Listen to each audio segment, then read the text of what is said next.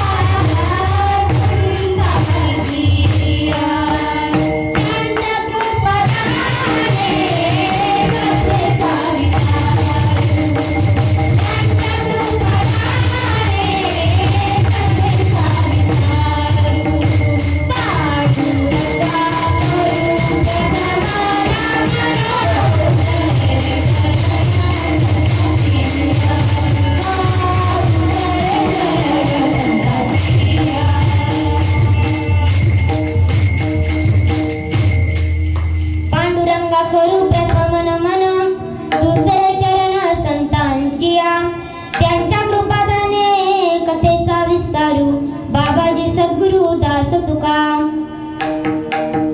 ओम ब्रह्मानंदं परमसुखदं केवलं ज्ञानमूर्तिं द्वन्द्वातीतं गगनसदृशं तत्त्वमच्छादिलक्षणम् एकं नित्यविमलमचलं सर्वादिसाक्षिभूतं भावार्थितं त्रिगुणरहितं सद्गुरुतं नमामि सद्गुरुतं नमामि। गुरुर्ब्रह्मा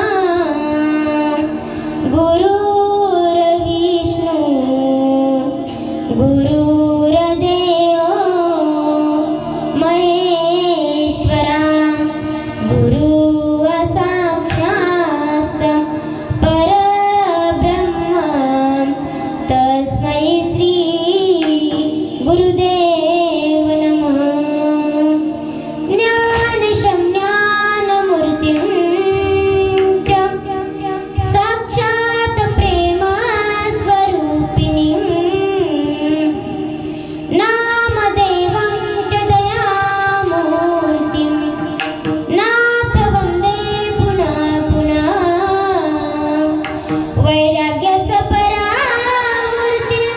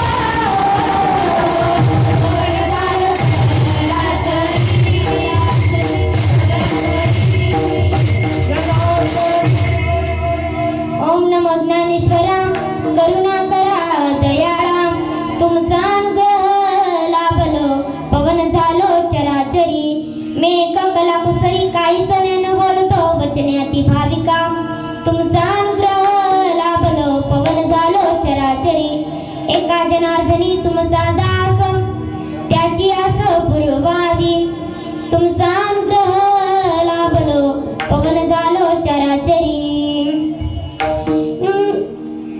घ्यावी घ्यावी माझी सेवा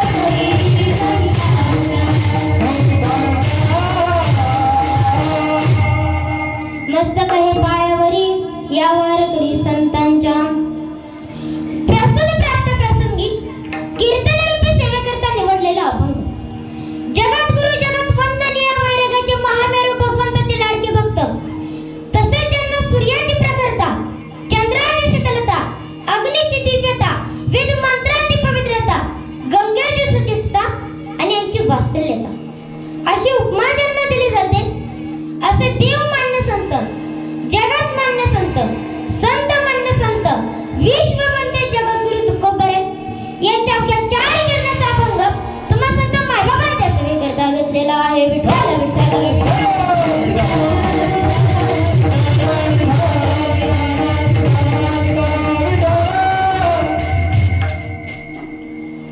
सेवेला प्रारंभ करण्या अगोदर अल्पसा परिहार देणे तो म्हणजे असा की श्री क्षेत्र मविशी या ठिकाणी ते सुद्धा बाबांच्या मठात माझा कीर्तन रूपी सेवा मस्तक्या पांबराकडे दिल्याबद्दल मी प्रथमतः सर्वांचे आभार मानते आणि ती सेवा मी माझ्या अल्पशा बुद्धीने गोपण्याचा प्रयत्न करते कारण की मी मोठी काही कीर्तनकारही नाही आणि मोठी संतही नाही तर मी कोण आहे तर संतांची दास लाडकी लेक मी संतांची हो लाडकी लेक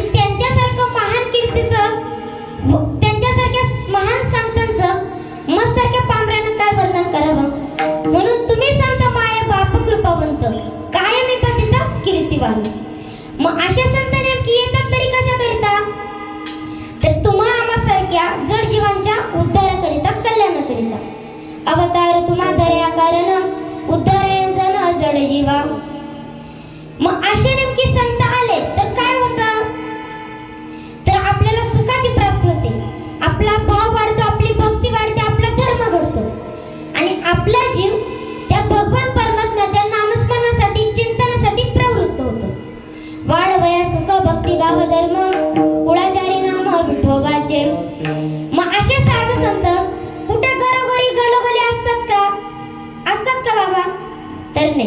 जसं चंदनाचं झाड हे कुठेतरी दुर्मिळ असतं आणि त्याच्या सभोवताली जे काही झाडं असतात त्यांचंही गाभा कसं सुगंधित पवित्र करत असतं.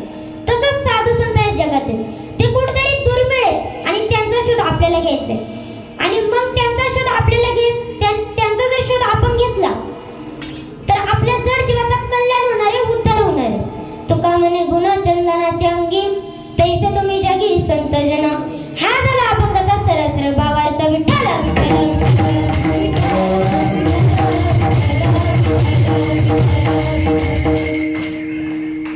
तर आजच्या कीर्तनात आजच्या अभंगात माझे जगद्गुरु तुकोबाराय संतांचं तोंड भरीव वर्णन करतात.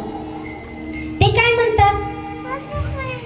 तोंड भरीव वर्णन करतात आणि त्यांच्या एवढ्या महान संतांचं मस्सारख्या पामरानं काय वर्णन करावं? त्यांचा महिमा हा शब्दाने पुराच होऊ शकत नाही आणि तो जर मी पुरा करायचा जर ठरवलं तर हे सुवर्णाला पितळाचं पाणी दिल्यासारखं होईल. विठ्ठल विठ्ठल विठ्ठल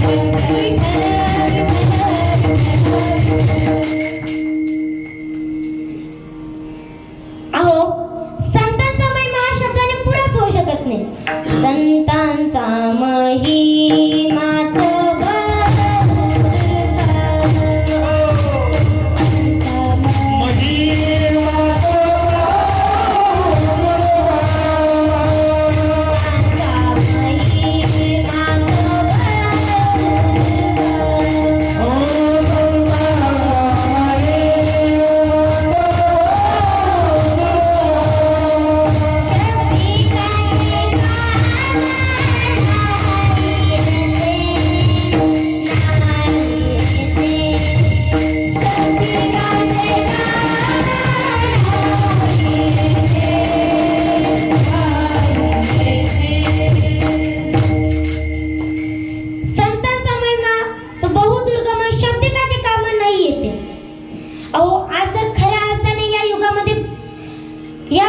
तो विचार करायचं जर ठरवलं ना तर आपल्यावर नितांत निस्वार्थ प्रेम करणारे फक्त तीनच जाते.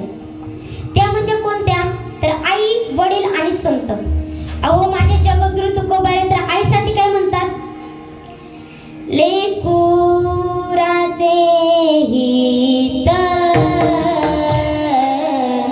लेकुराचे हित वाहे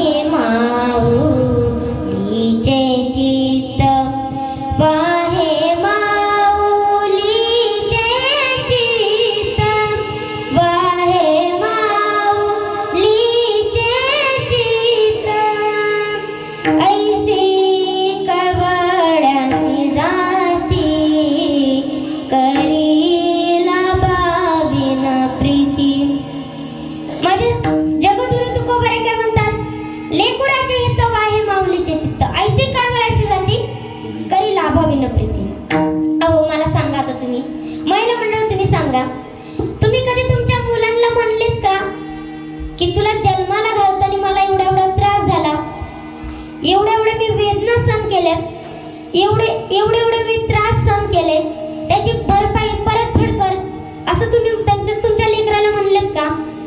एखादी आई एखाद्या लेकराला म्हणताना दिसली का तुम्हाला? दिसली की नाही? हा का नाही? नाही ना. अहो तसंच वडील सुद्धा असं म्हणताना दिसलेत का? तुझा सगळा खर्च मी उचलतोय, तुझ्या शिक्षणाचा खर्च मी उचलतोय, तुझ्यासाठी हाडाचं काढा रक्ताचं पाणी करतोय, एवढे पैसे माझे तुझ्याकडे झाले, एवढे पैशांची परतफेड कर, एवढे उपकारांची परतफेड कर बरं. असं एखादे सुद्धा आई वडील तुम्हाला म्हणताना दिसलेत का बाबा? नाही. मग अशाच आई वडिलांसाठी माझे जगद्गुरु तुकोबाराय काय म्हणतात?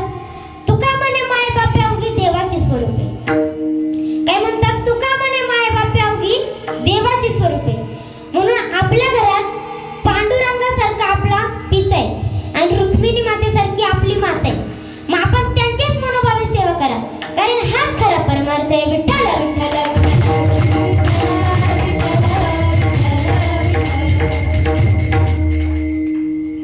म्हणून काय करा? त्यांची सेवा करा. अहो पण आपलं काय चाललंय?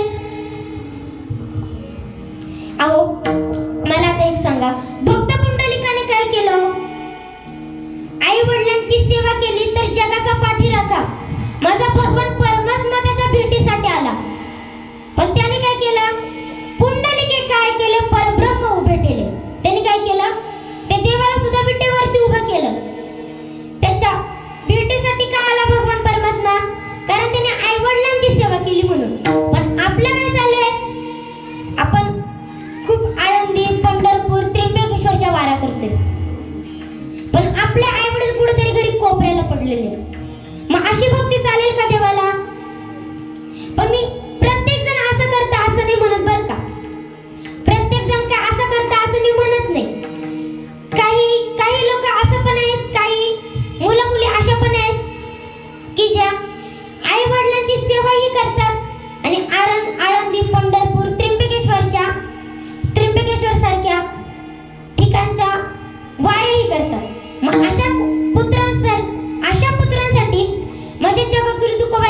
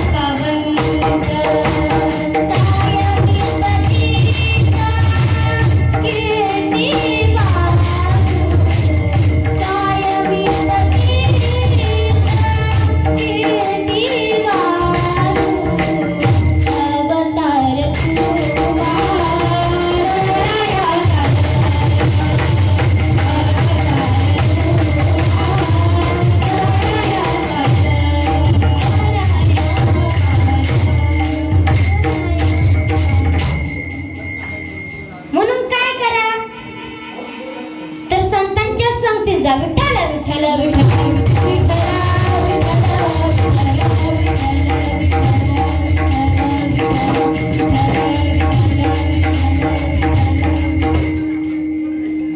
मग काय करा तर संतांच्या संगतीत जा. अहो ते संत कशा करीता येणार आहेत मला सांगा.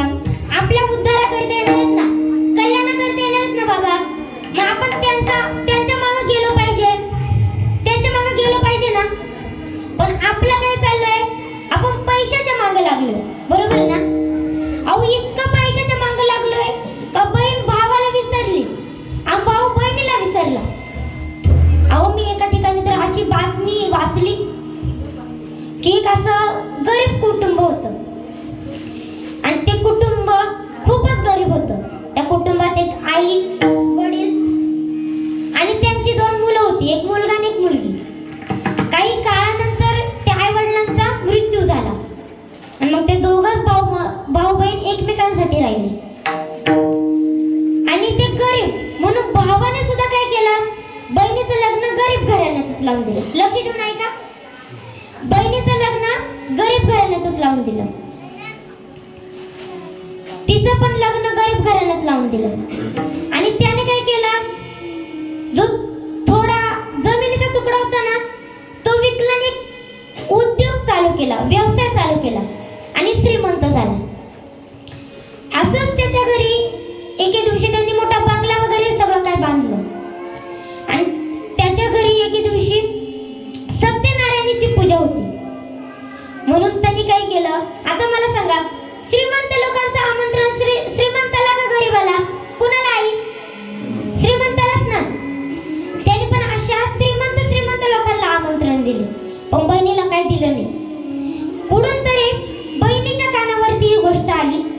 पण बहिणीने विचार केला, आपल्याच तर घरचं घरी आहे, आपलाच तर भाऊ आहे, आपल्याला कशाला आमंत्रणाची गरज लागते, जाऊ आपण. तो दिवस उगवला, दुसऱ्या दिवशी दुसरा दिवस आला. तिने तिच्या मुलाबाळांना सांगितलं की मामाच्या घरी जायचंय. त्याच्यामुळे ती मुलंही तयार झाली आणि ती आई त्या मुलांना घेऊन त्यांच्या मामाच्या म्हणजे तिच्या भावाच्या घरी निघाली. तिथे पोहोचताच गेट वरती गेली आणि भावाने इकडून बघितलं, पण त्यांनी पाहिल्याचं न पाहिलं केलं आणि आत निघून गेला. पण त्याची जी बायको होती ना ती मात्र खूप चांगल्या स्वभावाची होती. ती गेली लगेच विचारपूस करू लागली, ताई केव्हा आला तुम्ही, या ना, बसा ना. आणि त्या मुलांना जवळ घेऊ लागली. तेवढ्यात तिकडून त्या भावाने बघितलं, म्हणजे तिच्या नवऱ्याने बघितलं आणि जोरात ओरडला, काय काय करते तिकडं, इकडे एक माणसं पडली आहेत, त्यांना हवं नको ते बघ, तिकडे गेट वरती काय करतेस. तिलाही थोडासा नवऱ्याचा धाक असल्या कारणामुळे ती तिथून निघून गेली. सत्यनारायणाची पूजा वगैरे झाली. त्याही वेळी बहिणीला काही वाटलं नाही, कारण की घाई गडबड असते प्रत्येकाच्या घरी. तिला काही वाटलं नाही, ती तशीच आत गेली. पूजा वगैरे सगळं झालं आणि आता जेवायची वेळ झाली. आणि काय होतं, एक साईडला श्रीमंतांची पंगत होती आणि एक साईडला गरिबांची पंगत होती. तर तो भाऊ त्या बहिणीला विचारलं सुद्धा नाही, तू केव्हा आली, पण जेवायला बस असं सुद्धा नाही विचारलं. तो त्या श्रीमंतच लोकांच्या मागे, हे घ्या ना, ते घ्या ना, हे देऊ का, ते देऊ का, असं त्यांच्याच मागे होता. बहिणीने तेव्हा सुद्धा सांभाळून घेतलं की जाऊ दे, घाई गडबड आहे त्याच्यामुळे माझ्याकडे लक्ष नाहीये, पण मला बघितलं असेल त्यांनी. मग तिने काय केलं, जिथे जेवण बनवतात ना त्यांच्या संगतीत बसली, त्यांच्या पंक्तीत बसली आणि तिथेच 2-3 घास खाल्ले. आणि तरीही भावाने विचारलं नाही की ताई तू केव्हा आली, ताई तू जेवली का. ती बहीण निघाली होती तरी पण विचारलं नाही, तर तू जेवली का, तिच्या मुलाबाळांना विचारलं नाही. शेवटी तिला कसं तरी झालं आणि ती परतीच्या प्रवासाला निघाली. तिची मुलं विचारत होती, आई मामा कुठे ग, मामाला तू मामाची आमची भेट घातली नाहीस, घालून दिली नाहीस. आता तिच्याकडे सांगायला की उत्तर, ती म्हणाली, मामा ना थोडंसं बाहेर गेलाय, तो नंतर येईल, आपल्याला उशीर होते ना, आपण आता घरी जाऊन नंतर कधीतरी मामाला भेटायला येऊ. ते तसेच घरी गेले. पण म्हणतात ना, आले देवाजीच्या मनात ते कोणाचे चालेल. काही काळानंतर तिची मुलं मोठमोठी अधिकारी झाली परिस्थिती सुधारली. परत एके दिवशी भावाच्या घरी कार्यक्रम होता, पण आता मात्र भाऊ गाडी घेऊन बहिणीच्या घरी. ताई, आपल्या घरी कार्यक्रम आहे, मी तुला न्यायला आले, चल बरं आवर. तिने दाखवला तिचा तोरा. ती म्हणाली, तू जा तुझी गाडी घेऊन पुढं, मी माझी गाडी घेऊन येते. तिने काय दाखवलं? तिचा तोरा दाखवला. तिने मस्त तिची साडी वगैरे नेसली, गळ्यात सगळे अलंकार वगैरे चढवले आणि तिची गाडी घेऊन त्याच्या घरी गेले. सर्व काय. आणि आता मात्र बहिणीला गेट जवळच आरतीचं ताट, काय आरतीचं ताट, आरती वगैरे सगळं काही झालं आणि ते आत गेले. आणि आता मात्र भाऊ नुसता बहिणीच्याच मागं, तर हे देऊ का, हे पाहिजे का, ते पाहिजे का. आणि आता मात्र काय भाऊ बहिणीच्याच मागं. सर्व काही झालं आणि आता जेवायची वेळ आली. भावाने आता मात्र मस्त खुर्ची वगैरे, टेबल वगैरे आणि पंचपक्वान्नाचा ताट बहिणीला जेवायला. बहिणीने काय केलं? कानातलं काढलं, गुलाबजाम जवळ ठेवलं, गळ्यातलं काढलं, बासुंदी जवळ ठेवलं, हातातलं काढलं, बुंदी जवळ ठेवलं. भावाने विचारावं, काय ग ताई, अशी का करतेस तू? तुला जेवायला दिले ना, मग तू अशी का करतेस? अलंकार काढून का ठेवतेस असे? ती म्हणाली, अरे तू ज्याला आमंत्रण दिले ना त्याला गाव घालती. आता मला सांगा, ती बहीण मागे पण आली होती, पण तेव्हा काही नव्हतं तिच्याकडे पैसा, त्याच्यामुळे तिला विचारलं सुद्धा नाही. आणि आता मात्र पैसा आला म्हणून गाडी घेऊन तिच्या घरी, गेट जवळ आरतीचं ताट, जेवायला पंचपक्वान्नाचं ताट. कशामुळे हो बाबा, कशामुळे आई? पैशामुळेच ना.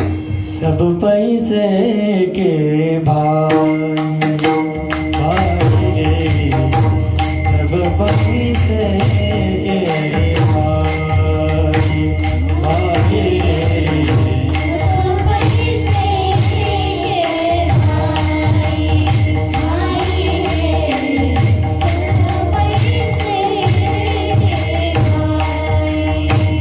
अपना साथी कोई नहीं रे, अपना साथी कोई नहीं रे, अपना साथी कोई नहीं रे. सब पैसे भाई भाई रे, सब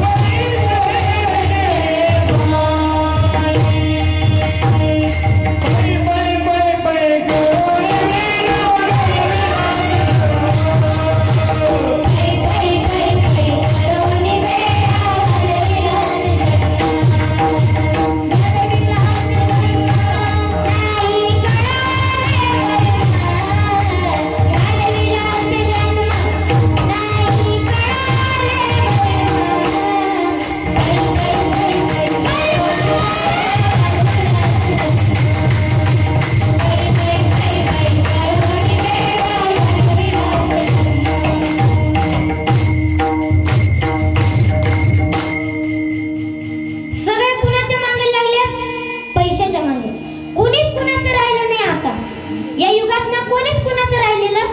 नाही. मग भावाला सुद्धा त्याची चूक मान्य झाली की हा, त्या मागे पण बहीण आली होती, पण तेव्हा काय तिची मी विचारपूस केली नाही. त्यालाही सुद्धा त्याची चुकीची जाणीव झाली. मी म्हणत नाही सगळ्याच भाऊ अशा असतात, सगळ्याच बहिणी अशा असतात.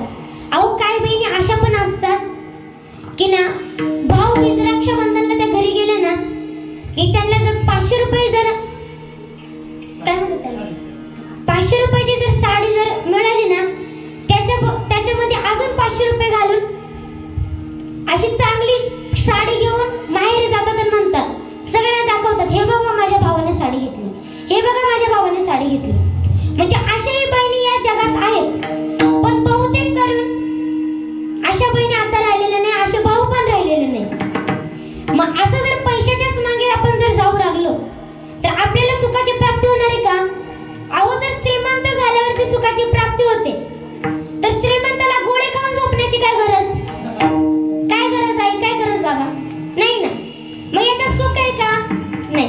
अहो, इकडे गरीब आजोबाची नात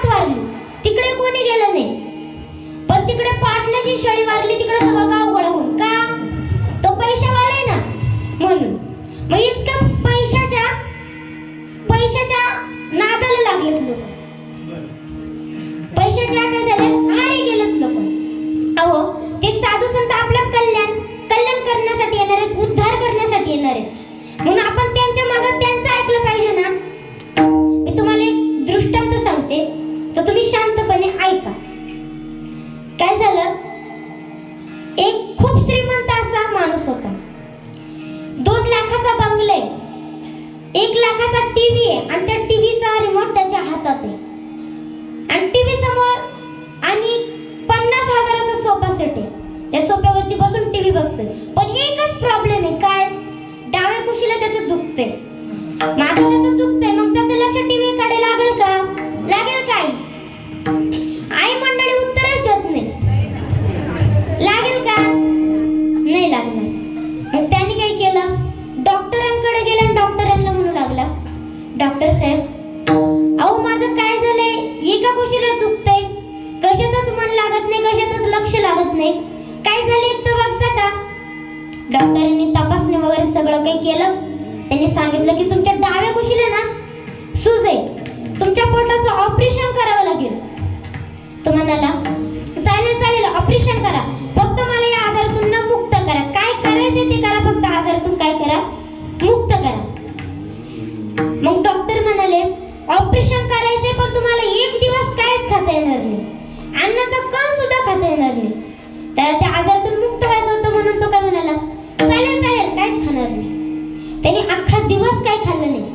दुसऱ्या दिवशी ऑपरेशन करण्यासाठी हॉस्पिटलमध्ये आले. ऑपरेशन थिएटरमध्ये नेला. जिथलं तिथं ऑपरेशन झालं आणि त्याला थिएटरमधून बाहेर काढलं.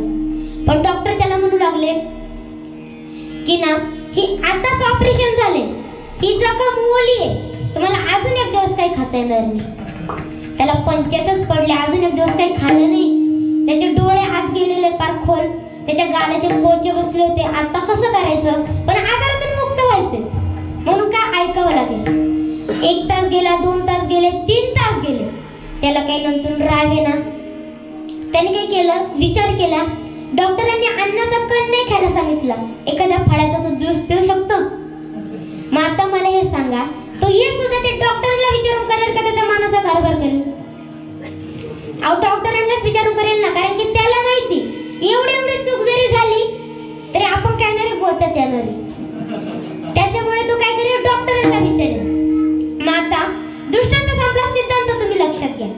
तर मला सांगा, एका साईडला दुखते, या देहाचा फक्त एक आजार झाले ना, त्याच्यातून मुक्त होण्यासाठी आपण जिथल्या तिथे डॉक्टरच ऐकतो. आवडती वस्तू, आवडता पदार्थ खायचा बंद करतो का? एक आजार झालाय तो बरा करायचा त्याकरिता. मग साधू संत आपल्या जड जीवाचा उद्धार करणार आहेत, मग आपण साधू संतांचं का बरं नाही ऐकत? का नाही ऐकत बाबा? ऐकायला पाहिजे ना. डॉक्टर एक आजार बरा करणार आहे, पण साधू संतांचं जड जीवाचा उद्धार करणार आहेत, मग आपण त्यांचं का बरं नाही ऐकत? ऐकायला पाहिजे ना. म्हणून साधू संतांचं ऐका, कारण की साधू संतांच्या संगतीत गेल्यावरती, साधू संतांचं ऐकल्यावर काय होतं, संतों के संग लागी रे तेरी अच्छी बनी,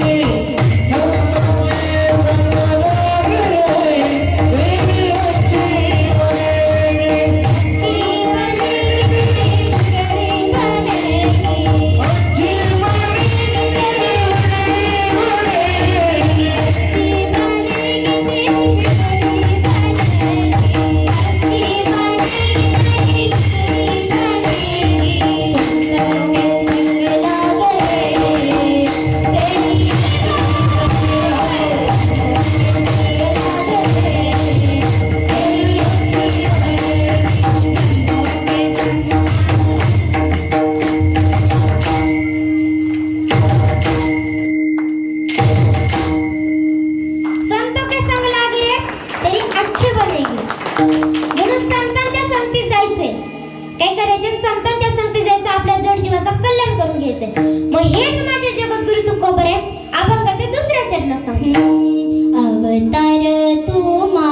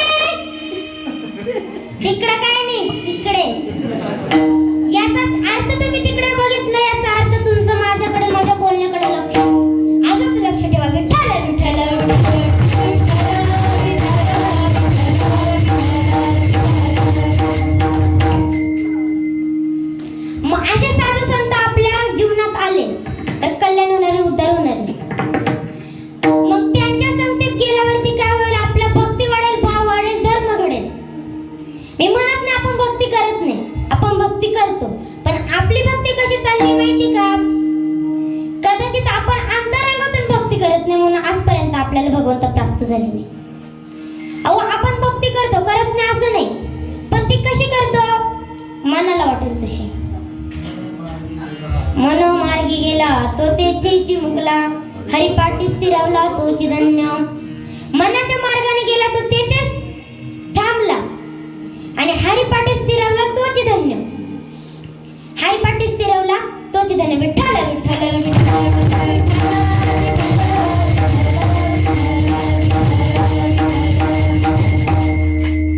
आता मला सांगा महिला मंडळ, तुम्ही प्रपंच तुमच्या मनासारखा करता का नवऱ्याला आवडतो असा करता? कसा करता?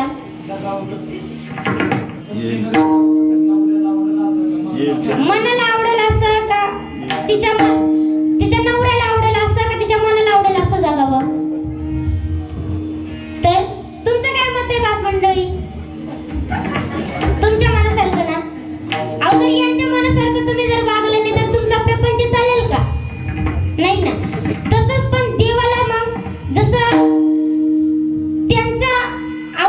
त्यांच्या म्हणण्यासारखं तुम्ही जर वागलं तर तुमचा प्रपंच चालणार आहे. तसंच देवाला आवडते जर अशा आपण जर भक्ती केली तर काय होणार आहे? भगवंत प्राप्त होणार. आता एक सांगू का तुम्हाला? आपण खूप त्र्यंबकेश्वरच्या आळंदीच्या 4 गावच्या वाऱ्या करतो, पण वाऱ्या कशा चालल्यात माहिती का? अहो एक काय झालं, एक रामभाऊ नावाचा गृहस्थ होता, इथला नाही बरं का, आमच्या इकडचा, मी जिकडे शिकते ना तिकडचा. आणि तो निघाला वारीला निघाला. सर गावभर त्याची चर्चा, रामभाऊ वारीला निघाले, रामभाऊ वारीला निघाले, रामभाऊ वारीला निघाले, रामभाऊ वारीला निघाले. गावात तर नाही, सर पंचक्रोशीत चर्चा, रामभाऊ वारीला निघाले. शेवटी वारीला जाण्याचा दिवस आला.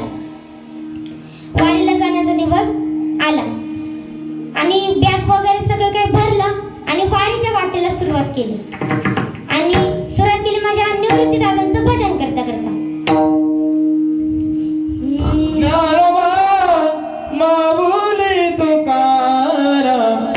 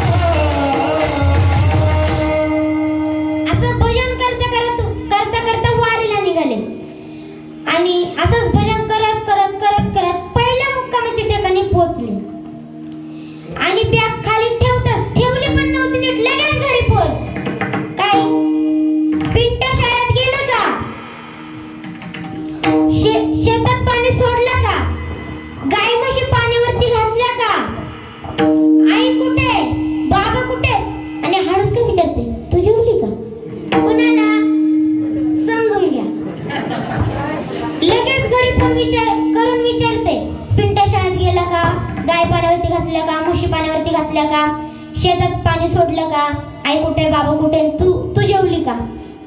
मग आता मला सांगा, हा कुठे गेलाय? वारीला. आणि डोक्यात विचार काय? म्हणजे वारीला गेले तर इकडे म्हशी पाण्यावरती घालते, शेतात पाणी सोडते.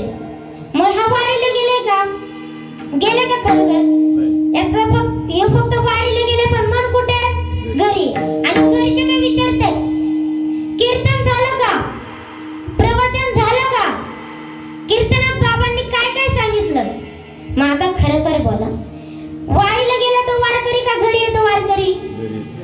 घरी येतो ना, असंच म्हणावं लागेल. तिथं जाऊन हे सगळे घरची कामं बघतोय, वारीला गेले का? अहो असे चालले आहेत आपल्या वारी. वारीला गेल्यावरती एवढ्या शेकडोच्या कोटीच्या संख्येने लोक आहेत, एवढे संत मंडळी आहेत, आणि यांच्यामधून भगवंत आपल्याला भेट देतील का? आपल्याला भगवंत भेटतील का? दर्शन देतील का? असं कोणी शांतपणे विचार केलाय का? नाही केला. आणि वारीला जाता जाता आपण वारी त्या ठिकाणी पोहोचलो, आनंदीत पोहोचलो, तर त्या ज्ञानोबा पंढरपुरात पोहोचलो, त्या विठ्ठलाच्या मूर्तीजवळ उभा राहतो आणि हात जोडून काय म्हणते, देवा हा जर 100 रुपयाची चप्पल घेतली, ती बाहेर काढली, तिच्या तेवढं लक्ष ठेव. मग मला सांगा, हा भगवंताच्या प्राप्ती करता दर्शन घेण्यासाठी भगवंताजवळ उभा आहे आणि भगवंताला चपलांवर लक्ष ठेवायला लावतो. मग असं आहे का? असं करायचंय का? तर नाही.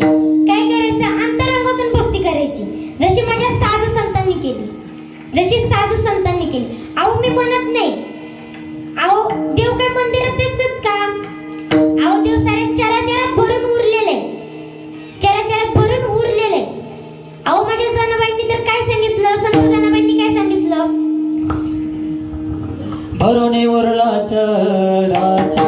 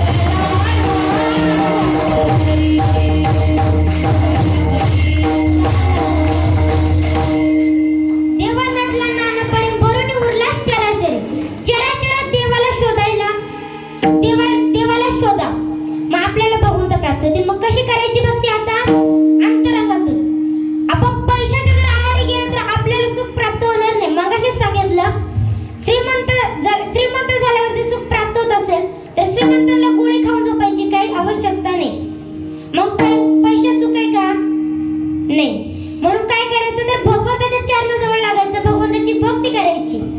सर्व सुखाचे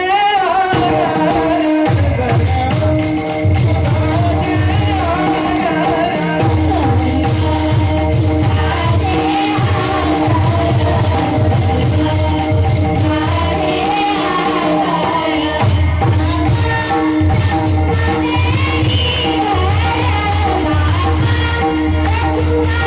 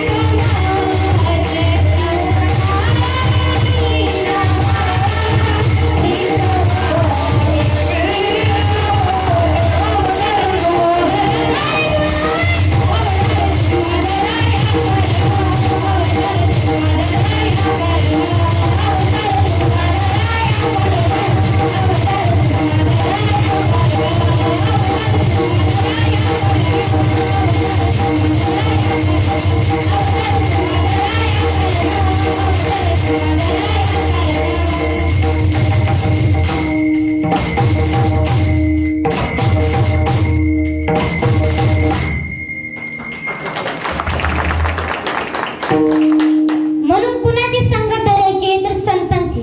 कारण कुठेतरी म्हणून ठेवलेलं आहे, संगत करे सज्जन की तो हो गई दो बात, संगत करे गधे की तो खाए दो लात. अहो तुम्हाला कोण म्हणलं फक्त 4 पायाचाच गधा असतो? 2 पायांचे पण बरेच आहेत.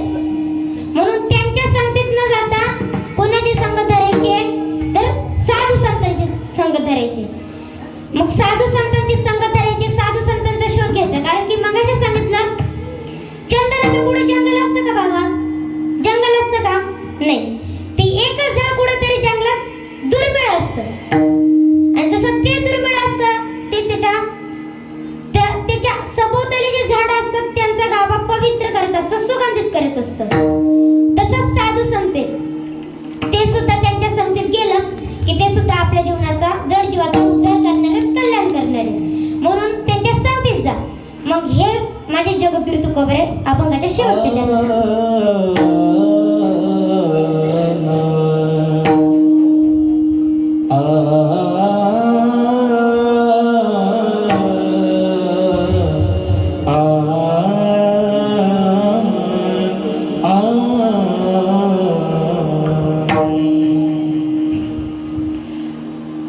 तुका म्हणे गुण चंदनाचे, तुका म्हणे गुण चंदनाचे, तुका म्हणे गुण चंदनाचे अंगी, तुका म्हणे गुण चंदनाचे अंगी. तुका म्हणे गुण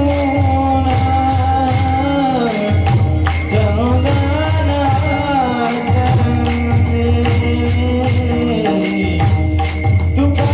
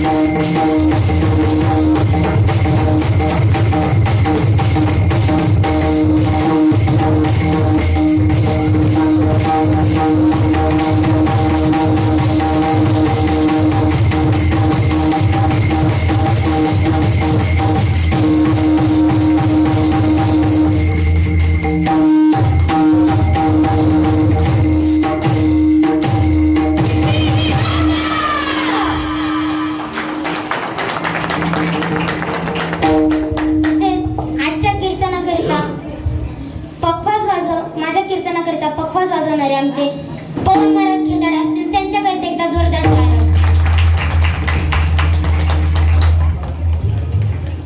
तसेच गायनाचार्य ममताताई असतील आरतीताई असतील त्यांच्याकरिता टाळ्या वाजवा. तसेच माझ्या मागे जे विद्यार्थी मी पण त्यांच्यामधलीच आहे, फक्त आज 2 पावलं पुढे आली. माझं सुद्धा त्यांच्यामध्येच माझ्यासाठी सुद्धा त्यांच्यामध्येच टाळ्या वाजवा. तसेच माझा आवाज तुमच्यापर्यंत पोहोचवणारे साऊंड सिस्टम वाले बाबा, तुमचं नाव?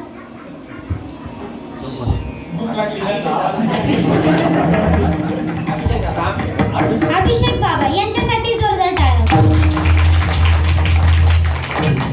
आणि सर्वात प्रथम तर तुम्ही जर इथे बसलेले नसते तर मी कोणाला सांगितलं असतं? तुमच्यासाठी तुम्हीच जोरदार टाळ्या वाजवा.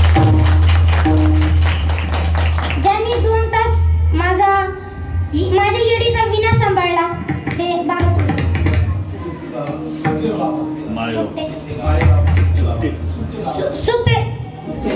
सुपटे बाबा यांच्यासाठी टाळ्या वाजवा.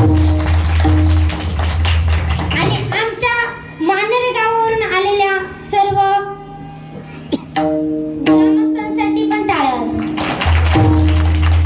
तसेच माझ्या कीर्तनाकरता प्रथमतः माझे जे बाबा आहेत तिथे खुर्चीवर बसलेले ते आजारी असून माझ्या कीर्तनासाठी इथपर्यंत आले, त्यांच्यासाठी पण टाळ्या वाजवा. ते सच्चिदानंद श्रीपाद बाबा, सच्चिदानंद रामदास बाबा, परब्रह्म स्वरूप राजाराम बाबा, विद्यामाई यांच्या कृपाशीर्वादाने जे काही मी बोलले ते तुमच्या जर काही चुकले मकले असेल तर तुमच्या पदरात. आणि ज्यांच्या मठात माझं कीर्तन आहे ते म्हणजे समोर बसलेले बाबा,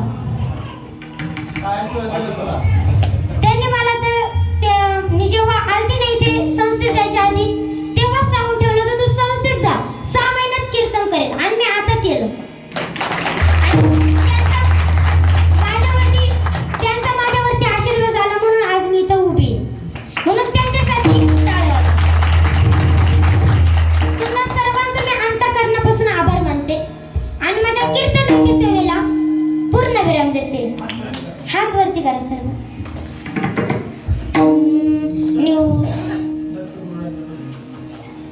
दिगंबरा